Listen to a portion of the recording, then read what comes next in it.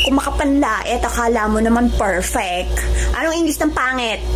Di mo alam. You. Maglaway daw ako sa kagandahan niya. Duraan pa kita dyan. Wala akong pake sa'yo.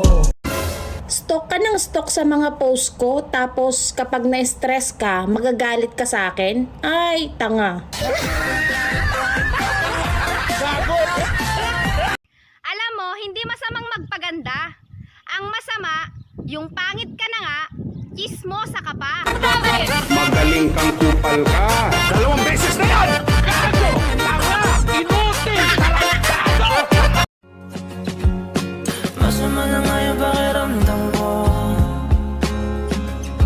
Tapos masama pa yung dinaramdam mo.